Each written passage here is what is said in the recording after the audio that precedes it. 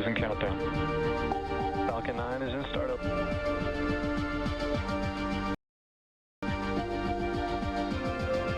Dragon, SpaceX, go for launch.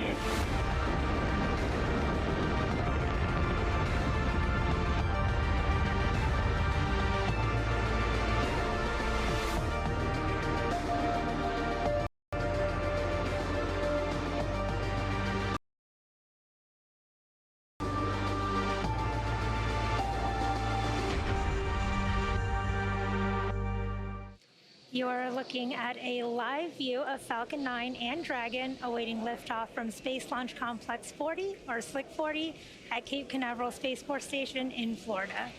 In just over 19 minutes, Falcon 9 will lift off carrying Dragon and the CRS-30 mission to the International Space Station. Good afternoon, I'm Yomei Zhou, a propulsion engineer here at SpaceX in Hawthorne, California. Dragon will deliver about 6,200 pounds of science, supplies, and equipment to the space station and will return with about 4,000 pounds in just about a month. Dragon will arrive at the space station and dock autonomously to the zenith port of the station's Harmony module on Saturday. For those of you following along, you'll know that this mission marks our 27th of the year and our 42nd Dragon mission to the station. It's also Dragon's third trip to the station this year, and it's only March. Today is the first time our upgraded Dragon spacecraft will be launching from SpX-30 after we stopped flying our previous version of Dragon back in 2020.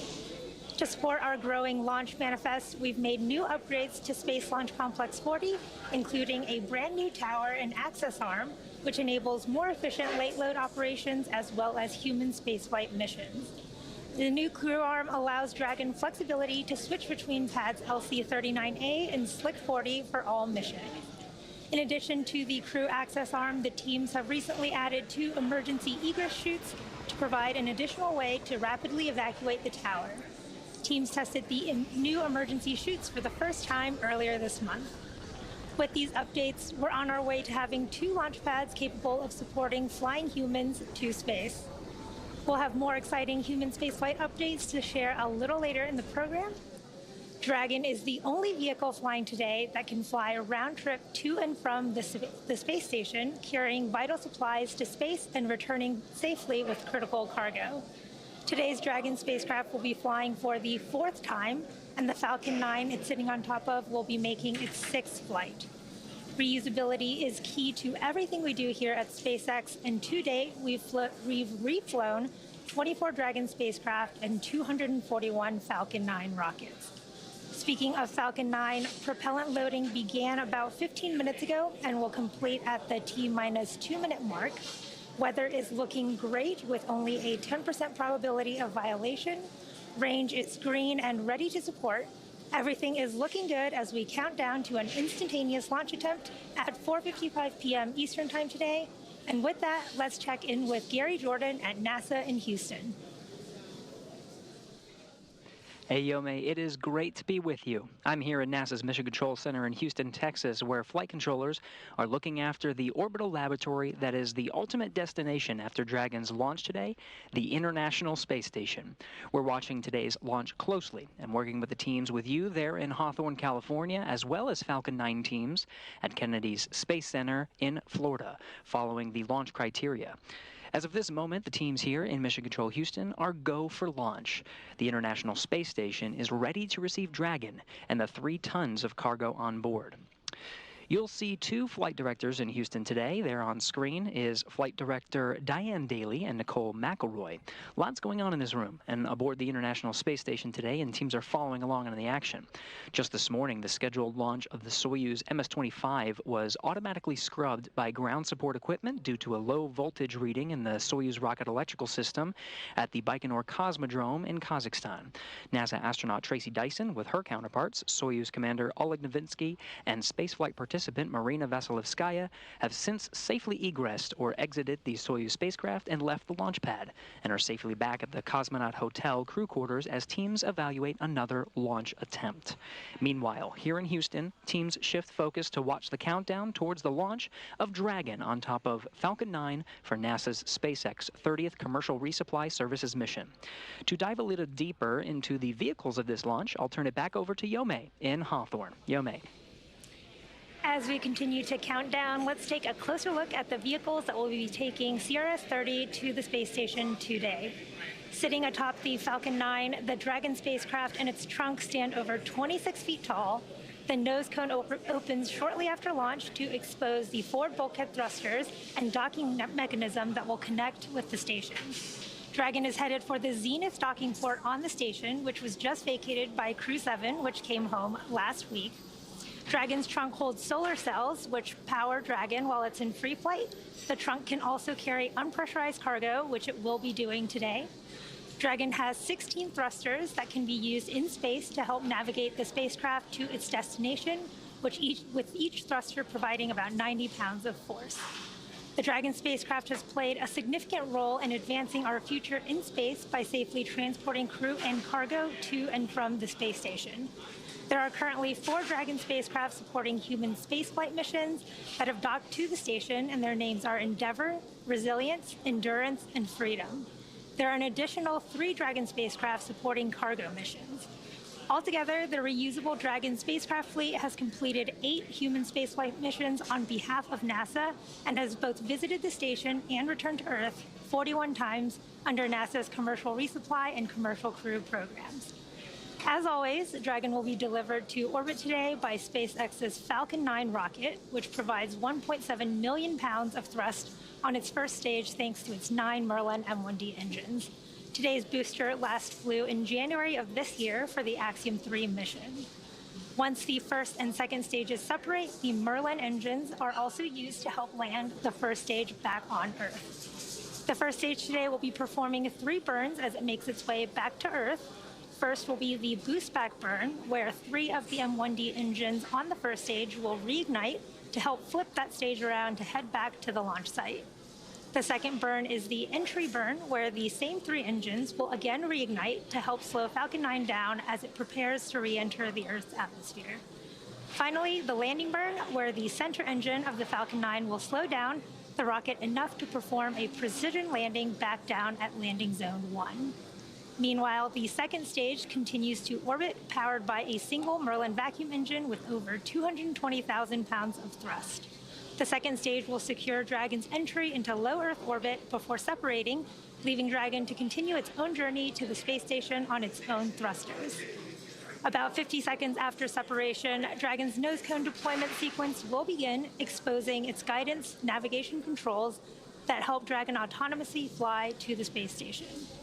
With T0 coming up in about 12 minutes, our teams at the Cape and Hangar X are doing a series of system checks to ensure Dragon and Falcon 9 are ready to fly. Reusability is key to making spaceflight more routine and ultimately what will enable humans to become multiplanetary. Down at Starbase, Texas, we are continuing to build, test, and fly Starship, the world's most powerful launch vehicle ever developed. 1 week ago today, Starship returned to integrated flight testing with its 3rd launch from Starbase. This flight achieved several milestones and firsts.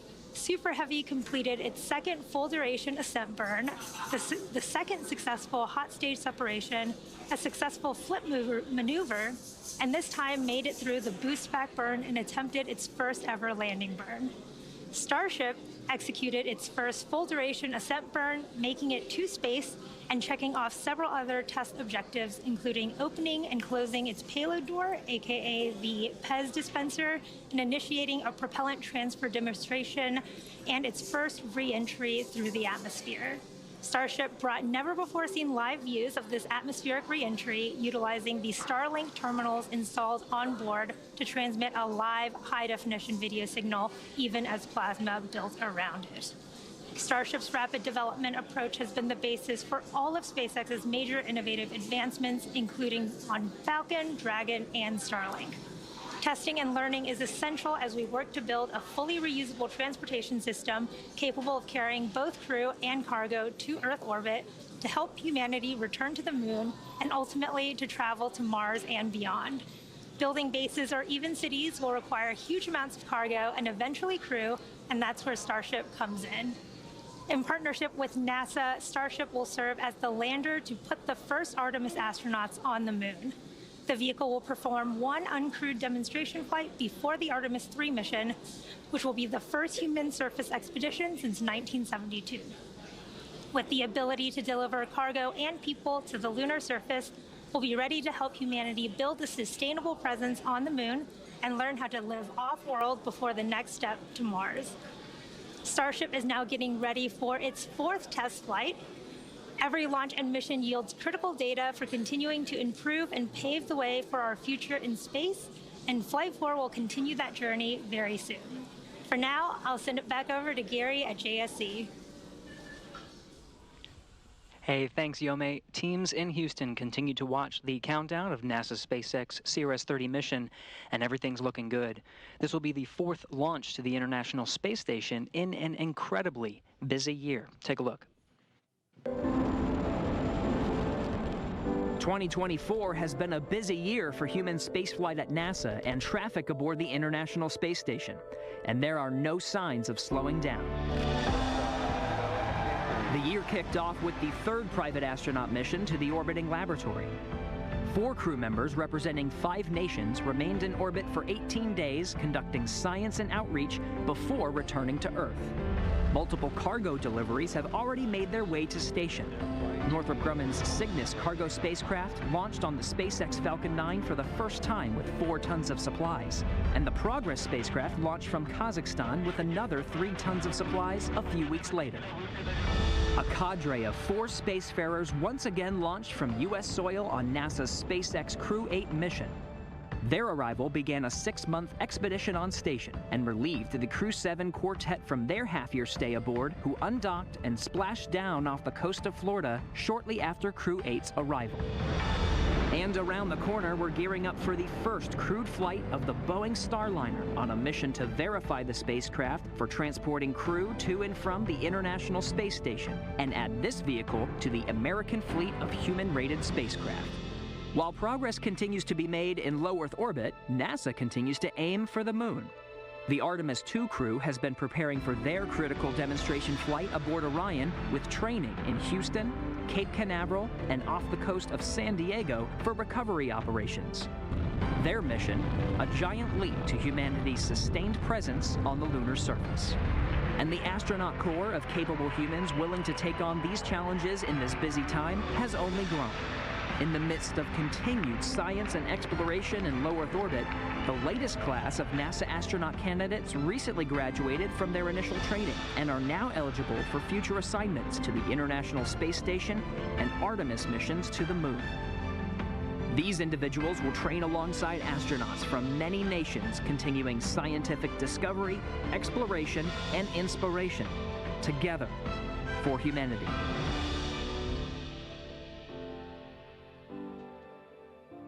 Continuing scientific discovery is enabled by missions like today.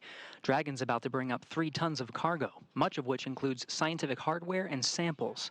The microgravity environment of the space station not only allows for a unique perspective from which to observe physical and biological phenomenon, but it serves as a test bed for improving technologies and capabilities that can send us farther into the solar system and advance our lives right here on Earth. The science portfolio inside Dragon right now includes all of this, enabled by scientists and engineers who have been working for months, sometimes years, to prepare for this moment, a launch to the International Space Station. Here are some highlights of what's inside Dragon today. SpaceX is set to launch its 30th Resupply Services mission to the International Space Station, carrying science investigations to further NASA's missions to deep space and benefit life on Earth. A new set of sensors on Astrobee robots will test technology to automate 3D sensing and mapping for future space missions.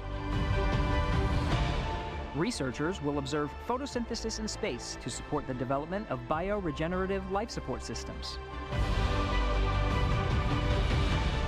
A student-developed CubeSat will measure sea ice and wave height to enhance our understanding of climate change impacts. Researchers will test controlled nanoparticle arrangement using electric fields to help improve the efficiency of quantum dot synthesized solar cells. Discover more about all of the science making the journey to the orbiting lab at nasa.gov/ISS-science.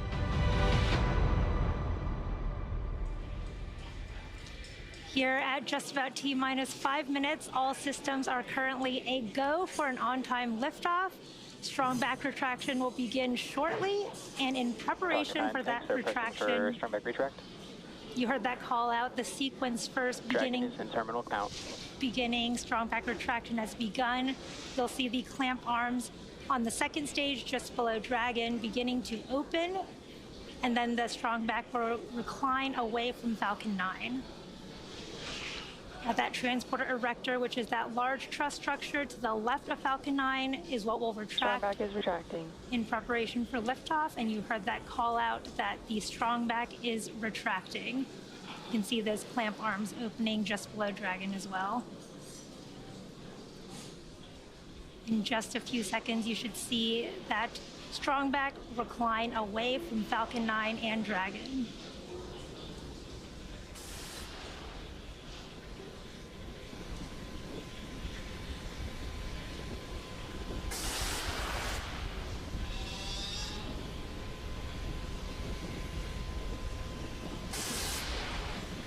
There you can see the strong back slowly leaning away from Falcon 9 and Dragon. Over to you, Gary. That's right, after strong back retract, we're still counting down, about to approach 3 minutes 30 seconds to launch.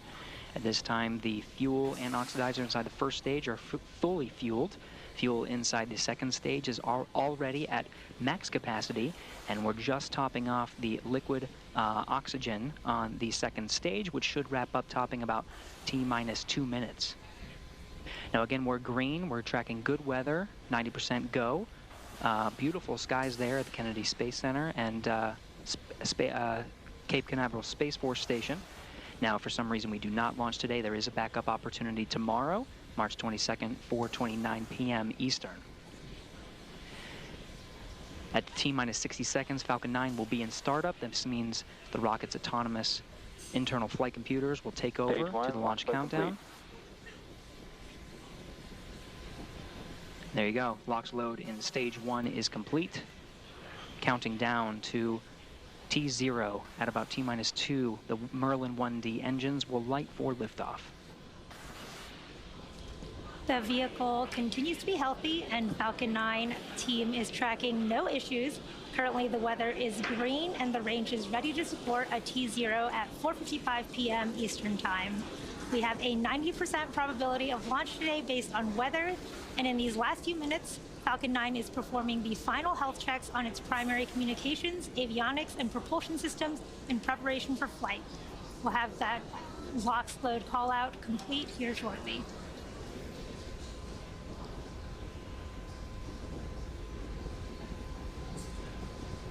Stage 2, LOX load complete. With stage 2 LOX load complete, that gets us inside the 2-minute marker to countdown. Checkouts on the second stage thrust vector control have passed. We'll get to engine gibbling and wiggle test on the first stage much closer before ignition. At the time of launch, the International Space Station will be flying 260 statute miles over the border of Mexico and Guatemala. Now, we are just about 20 seconds from T-minus 1 minute, where the Falcon 9 will be in startup, and the onboard flight computers will take control of the countdown. Dragon will also transition to internal power at this time.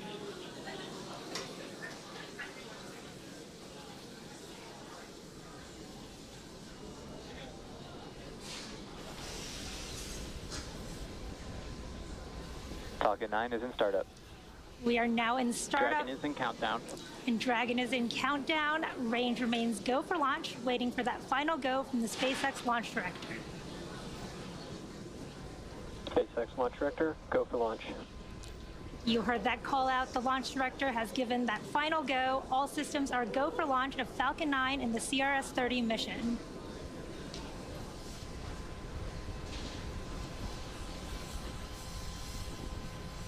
T-minus 30 seconds.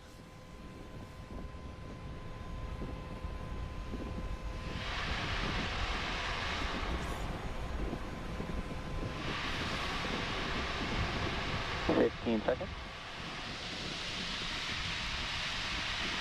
T-minus 10, 9, 8, 7, 6, 5, 4, 3, 2, 1, ignition, and liftoff at a Dragon return to Space Launch Complex 40.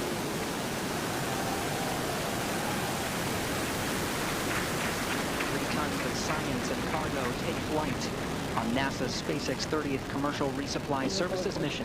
Falcon 9 at 1.7 million pounds of thrust. Pitching downrange, hearing good calls of performance. Nominal trajectory as Falcon 9 and Dragon arc out to the northeast. Falcon 9 has successfully lifted off from SpX-30 at Cape Canaveral Space Force Station. Now, during ascent, we will tilt or gimbal our engines, guiding the rocket into what we call a gravity turn. Through this turn, the vehicle is flying both up and horizontally away from the launch pad. Now, this rocket typically needs to go about 17,500 miles per hour horizontally in order to make it to orbit and avoid being pulled back down to Earth. So moments ago, we did throttle the engines down in preparation for max Q, or maximum aerodynamic pressure, in just a couple seconds. Max Q. There was that call out for max Q. And coming up, we have a few events in quick succession, starting with main engine cutoff, followed by stage separation, second engine startup 1, and the start of the boost back burn for the first stage. MVAC is chilling. There's the call out. The MVAC engine on the second stage is chilling in, getting ready for startup. Now, the first of these events is main engine cutoff, or MECO, where the 9 Merlin 1D engines on the first stage will shut down in preparation for stage separation, which is where stage 1 and 2 will separate from each other, with the first stage making its way back down to Earth and the second stage performing second engine start 1, which is where we ignite that single Merlin vacuum engine on board the second stage. Now, the boost back burn will then start on the first stage. This burn helps assist the vehicle flip back around and reorient itself back to land. MECO starting in just a couple seconds.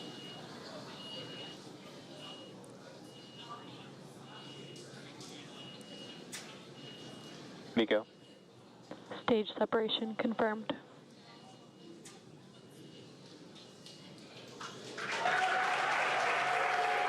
Standby condition. Stage 1 boost back startup. There you heard and saw those events happening back to back. Awesome views of the first stage flipping back around as it performs its boost back burn. Again, we had main engine cutoff of the first stage separation, second engine start on the second stage, and that first stage doing the awesome flip as it starts its boost back burn. Now, this burn is a little under a minute, so we have about 20 seconds left in this burn. And about 3 minutes after that, we will have 2 additional burns on the first stage to prepare to land back at landing zone 1 at Cape Canaveral. We are at T plus 3 minutes and 30 seconds here in today's mission. CRS-30 is SpaceX's Stage 1 boost back shutdown. There's that confirmation for the boost back shutdown of the first stage. Nominal trajectory. And a nominal trajectory. As again, CRS-30 is SpaceX's 27th launch this year. And we are coming up on the entry burn of the first stage, as well as second engine cutoff. On those live views of the first stage, you can see the attitude control system creating those beautiful puffs of white gas. And that's nitrogen from the cold gas thrusters of the attitude control system. And around T plus 6 minutes and 30 seconds, you should see on your screen the first stage's entry burn. And for the entry burn, we relight 3 of the M1D engines on the first stage, starting with the center engine 9, followed shortly by engines 1 and 5, which slows the vehicle down as it passes back into the Earth's atmosphere. We need to slow down to reduce re-entry forces, which helps us to recover and reuse the first stage.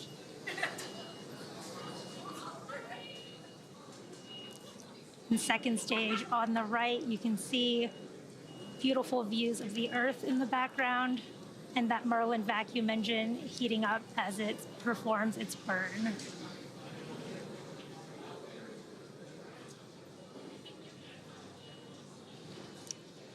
Again, we are a little over a minute to the start of our first stage entry burn. You can see the first stage on those live views on your left with 2 of the 4 hypersonic grid fins deployed, helping steer that first stage down as it makes its way back home to Earth.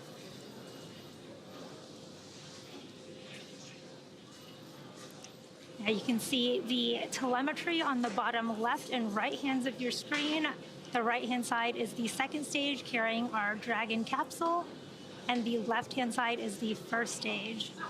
You can see the second stage speeding up as it is performing its burn, and the first stage is coming back down towards the Earth's atmosphere with the altitude decreasing. Really cool views from the attitude control system of the first stage.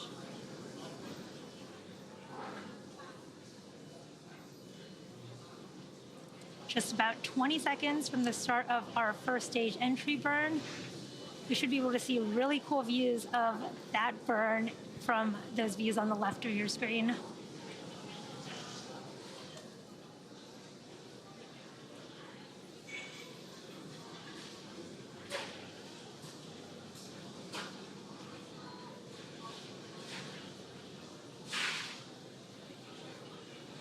Stage 1 entry burn startup.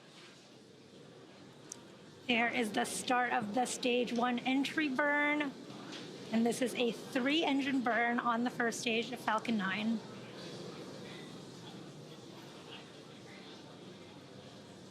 Stage 1 entry burn shut down.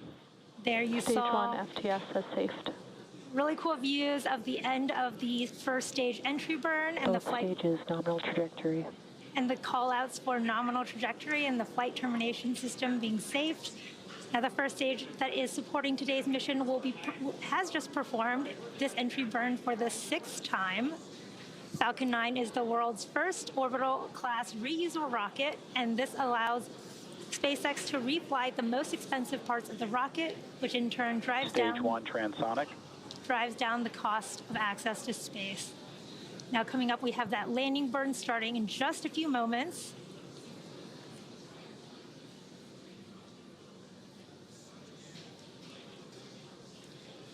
There's the start Stage 1 landing burn. of that landing burn. Really cool view of Cape Canaveral coast. Stage 1 landing leg deploy. Wow, wonderful views of that first stage Stage landing. 1 landing confirmed. Back at landing zone 1, looking pristine there, and there you have Terminal it. guidance.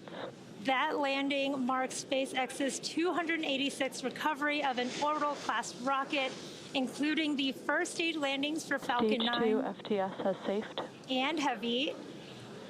You heard that call out that Stage 2 FTS is safe, getting ready for second engine cutoff here in just under 10 seconds.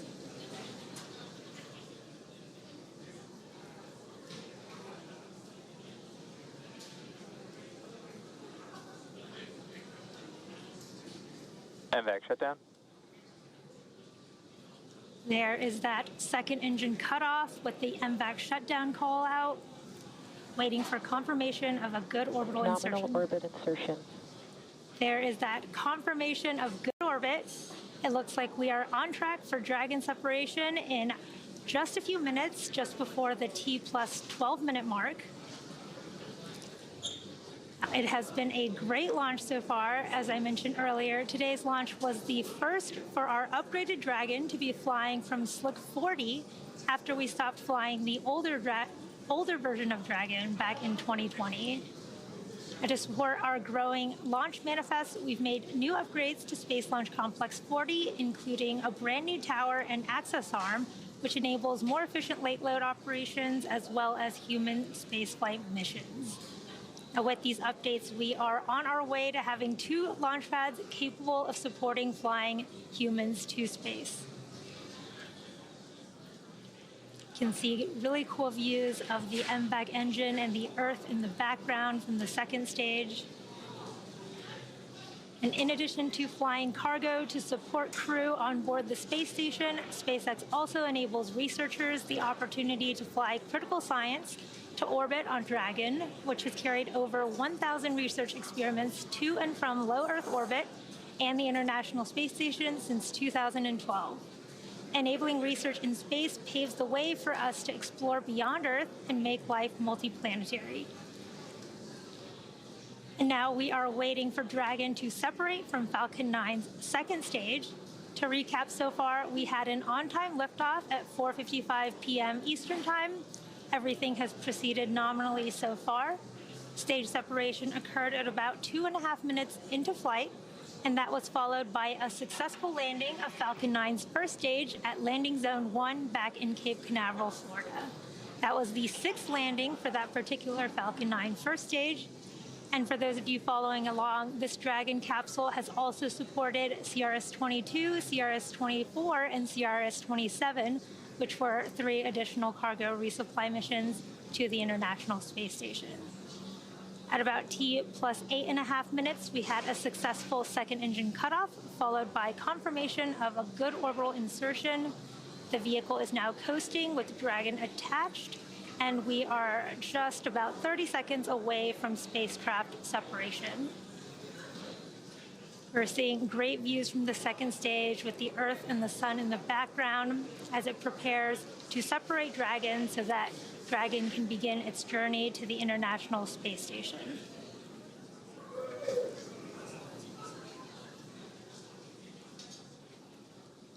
Just a few seconds from payload deployment.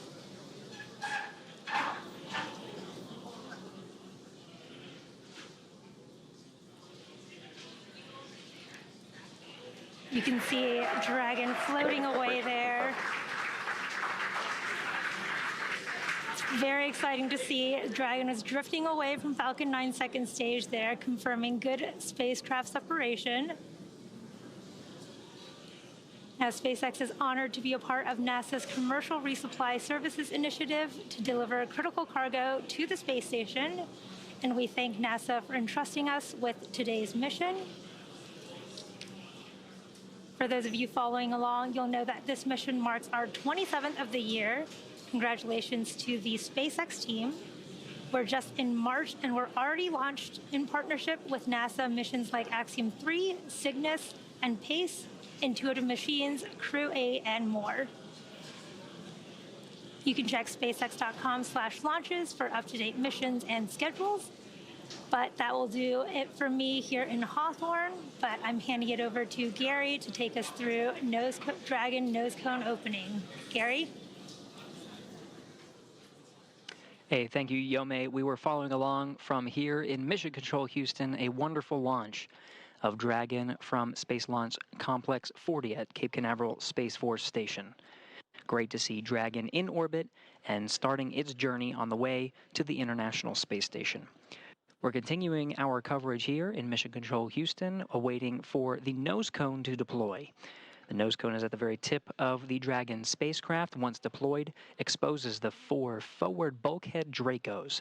These Draco thrusters will execute the series of maneuvers necessary to raise its orbit and meet up with the destination of Dragon's launch today, the International Space Station. Of course, after separation, it is carrying 3 tons of supplies, including science, as well as some food to the International Space Station. A common question we get is what sorts of treats and food are inside Dragon that the Expedition 70 crew aboard station is awaiting. We did receive word that there is a fresh food kit, including some fruits and vegetables like citrus, apples, and cherry tomatoes inside Dragon right now. There's also 2 crew-requested coffee kits and 60, that's 60, bulk overwrap bags. These are standard bobs containing some standard food menu items as well as some crew preference choices. You're getting a live look at the second stage, now transferring to the control rooms. On the left side, you see the SpaceX mission control teams over in Hawthorne, California that oversaw today's launch and will continue to monitor Dragon on its journey to the International Space Station over the next day and a half.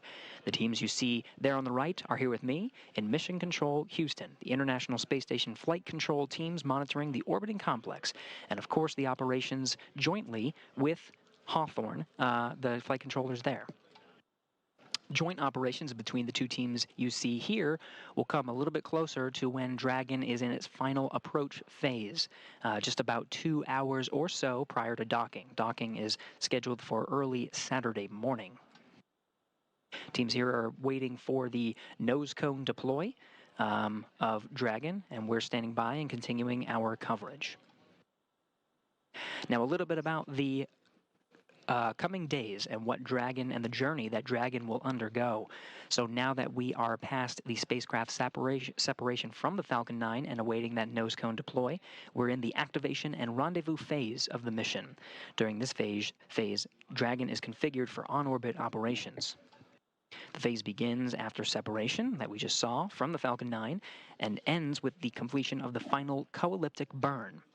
The initial orbit today is about 190 kilometers by 210 kilometers, those values representing the perigee and apogee of the orbit, or the lowest and highest points over the Earth. Not a perfect circle, more like a very slight ellipse. So over the next day and a half, Dragon will execute a series of burns which will gradually raise its orbit to align more closely with the station.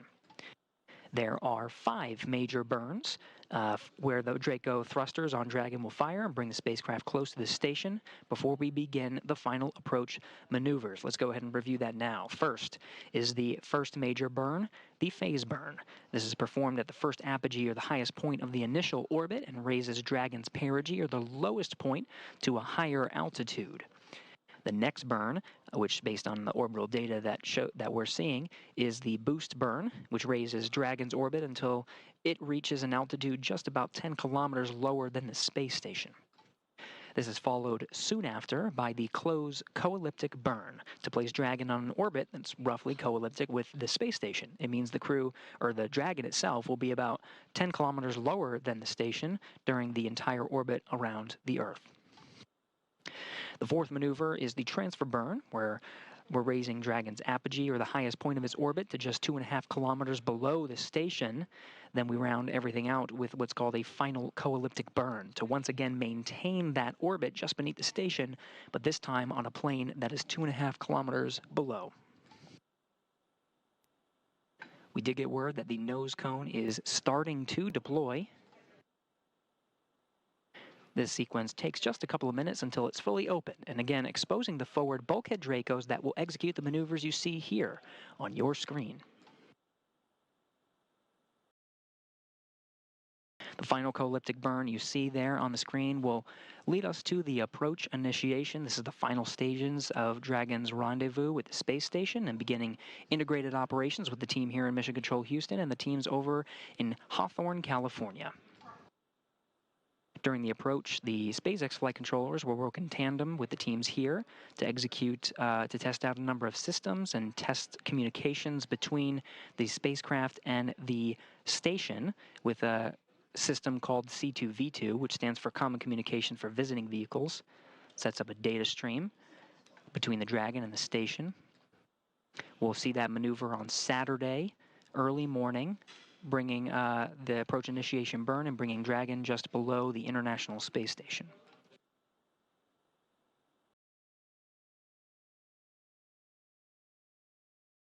Teams you see here on your screen are monitoring the Dragon after its separation. To begin the activation and rendezvous phase, we are opening the nose cone. We're about halfway through and tracking good progress. Once it is fully opened, they'll perform a series of checks to work on those forward bulkhead Draco engines. These are on the very tip of the Dragon spacecraft and will execute those burn maneuvers that we just went over.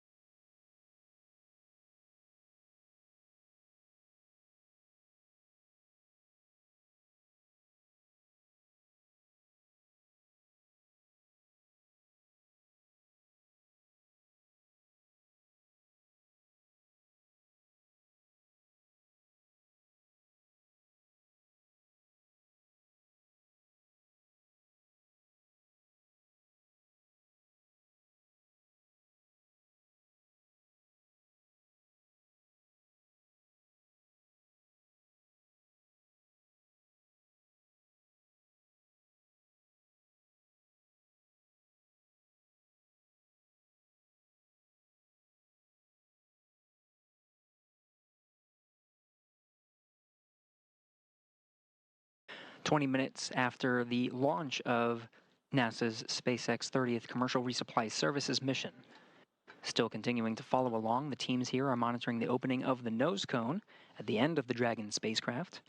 Again, exposing those forward bulkhead Dracos. We'll continue to cover this mission until that is fully open.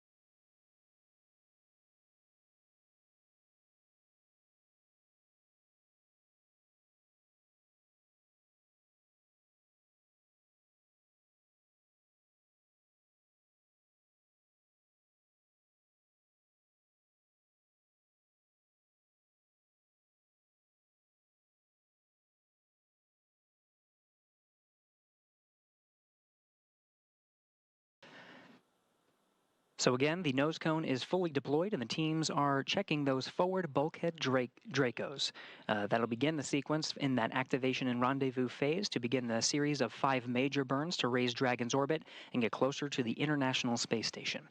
So now that the nose cone is deployed, Dragon is ready for those phasing burns, as I mentioned, to the International Space Station. With a successful orbital insertion, I'm now joined on the phone by Christy Duplishin, Deputy Manager of the International Space Station Transportation Integration Office. Christy, thank you so much for joining us. Thanks. It's good to be here. Hey, Christy, you had the pleasure of being at the Kennedy Space Center for launch. What was going through your mind as you witnessed yet another cargo mission successfully launch into orbit? Oh my, yes. Even though it's the 30th cargo mission for SpaceX, it never gets old. I do still get nervous before each mission, and I think back to something one of my mentors said when I worked flight control back in the shuttle days. He said, if you're not nervous before a launch, then you aren't remembering what it means to do this. And so I think that sums up how I felt. And before each mission, regardless of how many times it happens, and I was adequately nervous. So I'm also thinking about all the work that goes into making a launch happen. There's so many dedicated and hardworking people that work every day to make these flights happen, and I'm so happy to be a part of it. So you can't just help but smile. It's so true, Christy, and really the team is putting a lot of work in, not just for this launch, but many others. The space station right now is a high-traffic area. We've seen a lot of traffic before this launch, and we'll continue to see more. What are some of the challenges for your office during a busy season of traffic aboard the International Space Station?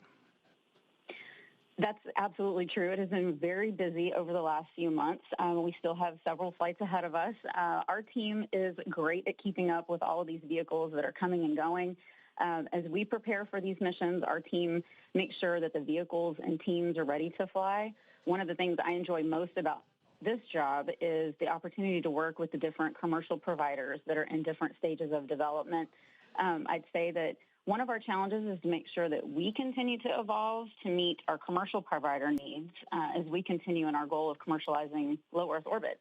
We're here to support them and help them be successful. So it's a challenge and a privilege as we continue on these goals. It's important, right? There's a lot happening, and we're seeing more traffic and more launches than ever before. Now, when considering the traffic, science is key, and Dragon has the important science objective to deliver science and also to station and also return that science back to Earth. How does the criticality of science fold into your office's planning? Yeah, that's a good question. Science is key. My office has the responsibility of providing the service to get all of the science and all the cargo, even the hardware that we need for different activities on orbit. We get it all there to station. And so we work closely with the Research and Integration Office to understand the needs of those research experiments and that each provider has for each of those missions. So, for example, that's whether there are any time constraints that the science has when we load it on the vehicle for launch, or if the experiment needs any special accommodations while it's in Dragon. We work with our science team to make sure we understand that and then communicate that to our vehicle provider. Then we look across missions to make sure that we have a flight lined up to be able to be ready to fly the science when it's ready to go. And then also we have to return some of the science. So we also make sure that we have a flight ready to bring that science home when it's ready. So we work very closely with them because we are providing the ride. A lot of work, and it's absolutely critical. Christy Duplichin, NASA Deputy Manager of the International Space Station Transportation Integration Office, thank you so much for your time. Thank you. Thanks for having me. So Dragon will begin the methodical approach to the station with phasing burns to, again, close the distance between the cargo spacecraft and the orbiting laboratory. This will take approximately a day and a half, with approach and docking to the International Space Station expected early in the morning on Saturday, March 23rd. Join us on NASA TV and NASA Plus for our coverage of the final approach and docking of this spacecraft, beginning at 4:30 a.m. Central Time, 5:30 a.m. Eastern on Saturday for a docking expected near 6:30 a.m. Central, 7:30 a.m. Eastern. Visit nasa.gov for the latest updates on our coverage and expected docking time as we follow the operations through the next few days. Thank you for following our joint coverage of NASA's SpaceX-30th Commercial Resupply Services launch. That'll wrap it up for us here in Houston, as well as our colleagues in Hawthorne. Until next time, this is Mission Control Houston.